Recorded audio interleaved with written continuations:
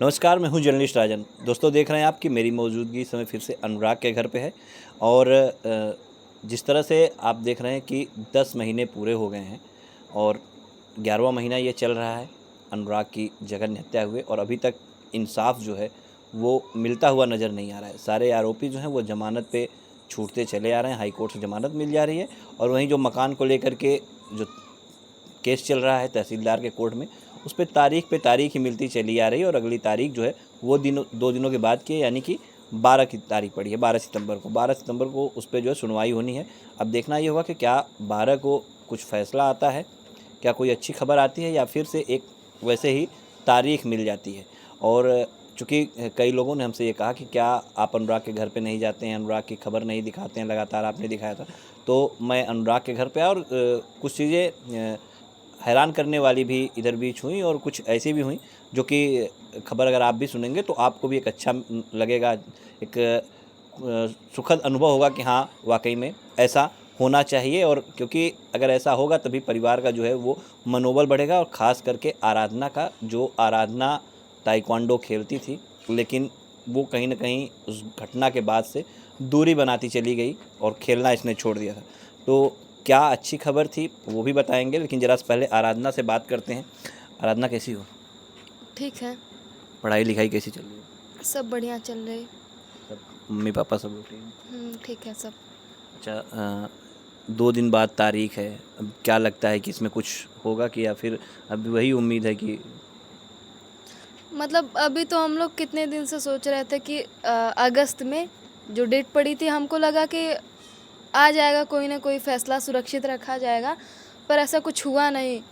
लगभग 1 साल होने वाले हैं, 11वां महीना चल रहा है, अभी तक कोई ऐसी सूचना नहीं है जिससे हमको संतुष्टि मिले। बस हमारी भावनाओं को हमेशा ठेस पहुँचाया जा रहा है। हमारे वकील कोर्ट में जा रहे हैं, फिर आ रहे हैं, डेट पे डेट ऐसे पड़ती जा रही है। उसके बाद तो फ़िलहाल ऐसी कोई उम्मीद नहीं है कि उस डेट को भी कोई सूचना, अच्छी खबर या फिर ऐसा कोई मामला आएगा सामने कि जिससे हमें लगे कि हमें न्याय मिलेगा। मतलब मन में एक निराशा है इस डेट पे भी कि हाँ, कोई उम्मीद की किरण नहीं नज़र आ रही है? नहीं, अभी तो लगभग 1 साल जब होने वाले हैं तो क्या ही उम्मीद है हमें। जिस सरकार अपनी ज़मीन को खाली नहीं करवा पा रही, उसके लिए हम लोग लड़ रहे हैं। बिल्कुल, देखिए, बड़ा सवाल है। जिस तरह से तहसीलदार ने नोटिस चस्पा की कि वो ज़मीन सरकारी है और उसको खाली होना चाहिए, लेकिन उसके बाद तारीख पे तारीख जो है वो पड़ती चली जा रही है और सवाल यही लगातार उठते चला आ रहा है कि जब प्रशासन अपनी ज़मीन को खाली नहीं करा पा रहा है तो और पीड़ितों के साथ इंसाफ कैसे करेगा। और इसीलिए लोग लगातार जो है प्रशासन के ऊपर सवालिया निशान खड़े कर रहे हैं कि आखिर इंसाफ क्यों नहीं मिल रहा है। क्या जो विपक्षी हैं उनकी पहुंच ऊपर तक वाकई में है, जिसके चलते सिर्फ तारीख पे तारीख पड़ती चली जा रही है? क्योंकि सब कुछ होने के बाद, नोटिस देने के बाद और अब तो ये भी पता चला है कि उसमें जो शायद कुछ अड़चनें थीं कागज़ को लेकर के, वो भी शायद कुछ सॉल्व है। उसके बाद भी जो है कहीं न कहीं तारीख पे तारीख जो पड़ती चली जा रही है और तहसीलदार जिस तरह से तारीख पे तारीख देते चले जा रहे हैं, तो सवाल उठ रहे हैं। इसमें हमने बताया कि एक हैरान करने वाली जो खबर थी, पहले उसी पे बात कर लेते हैं, उसके बाद जो अच्छी खबर है उसको लेकर के बात करेंगे। हैरान करने वाली जो खबर थी, जो थोड़ा-सा कष्ट दे सकती थी, लेकिन सब कुछ अच्छा रहा कि आराधना को साँप ने काट लिया था। लेकिन ये ठीक है, क्या हुआ था, कैसे हुआ था? हालाँकि वो साँप जो है ज़हरीला नहीं था। हम आराधना से इस पे बात करेंगे। तुमको साँप ने काट लिया था? हाँ, कब हुआ था? कल शाम, परसों शाम को परसों 4 शाम और को। बजे। कैसे? वही पानी डाल रहे थे भैंस को, तो वही नीचे था, हमने देखा नहीं ध्यान से और काट लिया। फिर मतलब भगा नहीं, वो दब गया था टंकी से, तो वहीं था, तो इसलिए देख लिए कि सांप ही काटा है। अच्छा, फिर क कहाँ पे गई? इलाज-उलाज कहाँ से ली? और यहीं इमरजेंसी में गए थे सदर। अच्छा। उसके बाद 1-2 सुई लगी और बॉटल चढ़ा, फिर ठीक है सब। नॉर्मल, कोई दिक्कत नहीं? नहीं, जहरीला सांप था नहीं, तो वैसे कोई दिक्कत हुई ही नहीं।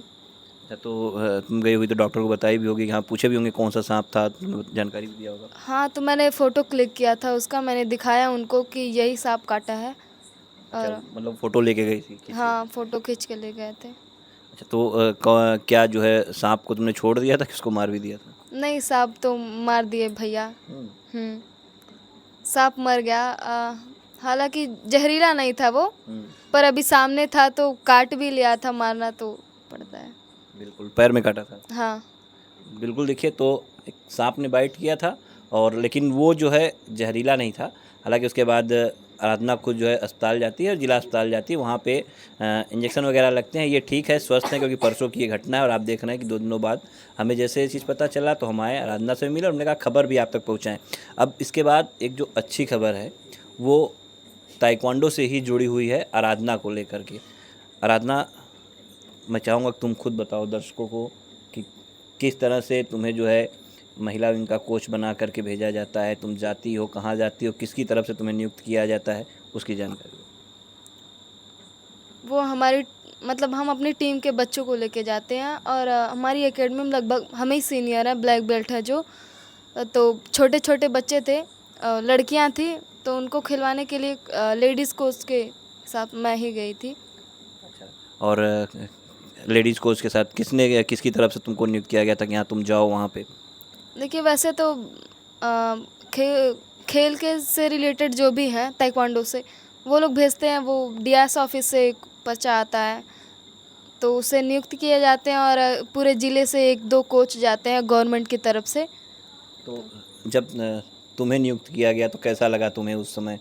क्योंकि तुमने तो सोचा भी नहीं होगा कि हाँ तुम्हें नियुक्त किया जा सकता है, तुम्हें भेजा जा सकता है, लेकिन जब तुमको नियुक्त किया गया तो कैसी फीलिंग उस समय हुई? ठीक ठाक थी, मतलब एक सहयोगी के रूप में हम गए थे और फिर भी सहयोगी के रूप में ही किसी को अगर सिलेक्ट किया जाता है तो अगर उसके अंदर टैलेंट रहता है, उसके अंदर प्रतिभा रहती है, तभी उसे जो है सेलेक्ट किया जाता है। ऐसे किसी को भी तो सहयोगी के रूप में नहीं भेजा जा सकता। तुम खुद ब्लैक बेल्ट हो, तुम्हारे अंदर टैलेंट को देखते हुए शायद तुम्हें सेलेक्ट किया गया। हाँ, हो सकता है। और ताइक्वांडो से रिलेटेड कोई भी चीज़ हम मतलब इतना इंटरेस्ट नहीं जताते अब, तो हमें ज़्यादा खुशी तो नहीं हुई, पर बस चले गए ऐसे ही। तो कितने लोग गए थे टीम में? वहाँ पे कितनी लड़कियाँ थीं जो है? पूरे बच्चे 18 थे हमारी टीम से, मतलब लड़कियां कुछ 12 और लड़कियां रही होंगी, 4-5 लड़के थे। तो कैसा हुआ वहाँ पे आप लोग का जो है? मैच ठीक था, पर 2 लड़कियों का स्टेट में सिलेक्शन हुआ है, कोई 2 लड़कों का भी, और बाकी सबका तो सिल्वर मेडल आया, तो उन लोगों का सिलेक्शन नहीं हुआ है। तो मतलब कल तुम वहीं पे थी जहाँ पे खेल हो रहा था, मुगल सराय गई थी? हाँ, और अलग हमारी टीम मतलब सबका मेडल आया है, पर 4 लोगों का सिलेक्शन हुआ है स्टेट में। अच्छा, आराधना, जैसे फिर फ्यूचर में ऐसा कोई मौका मिलता है तो तुम एक्सेप्ट करना चाहोगी, जाना चाहोगी? हाँ, अभी यूनिवर्सिटी वाला गेम खेलेंगे और उसके बाद एक बार खेल के देखते हैं कैसा परफॉर्म कर सकते हैं, उसके हिसाब से फिर आगे करेंगे, वरना छोड़ देंगे फिर। नहीं, परफॉर्म तुम अच्छा ही करोगी, हमारी भी शुभकामनाएं तुम्हारे साथ हैं। और निश्चित तौर पे सिर्फ हमारी ही नहीं बल्कि जितने लोग देख रहे हैं सबकी शुभकामनाएं आपके साथ है आराधना। और आप खेलिए, अच्छा खेलेंगी, अच्छा करेंगी, क्योंकि उम्मीदें आपसे अब परिवार को हैं और आपको इस उम्मीदों पे खरा उतरना है। तो करोगी ना?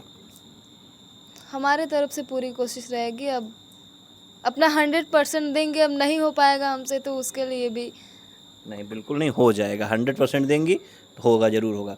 तो देखिए, ये खबरें थीं और ये जानकारी थी इस परिवार से जुड़ी हुई जो हमने आप तक शेयर की।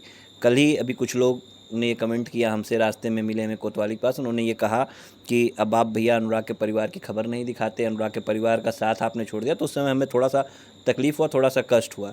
तो मैं ये बता दूं कि परिवार का साथ मैंने नहीं छोड़ा है। हाँ, जो खबर रहती है वही दिखाना ज़रूरी भी समझता हूँ और फालतू की खबरें कोई नहीं दिखाना चाहता हूँ। और कुछ खबरें ऐसी भी हैं जो जानते हुए भी नहीं दिखाना चाहता हूँ, क्योंकि अगर वो दिखती हैं तो शायद विपक्षियों को भी जो है वो कहीं ना कहीं उससे हिंट मिलेगा, उनका भी मनोबल बढ़ेगा और वो जो है एक्टिव हो जाएंगे। इसलिए उन खबरों को नहीं दिखाता हूँ। और फिलहाल 12 तारीख को जो होने वाला है, ईश्वर ने अगर चाहा तो एक अच्छी खबर आएगी। कल देखना ये होगा कि वो खबर 12 को आती है या उसके बाद अगली तारीख पे आती है, लेकिन पूरा विश्वास है कि एक अच्छी खबर तहसीलदार के कोर्ट से निकल करके जल्दी ही आप सबके सामने आएगी।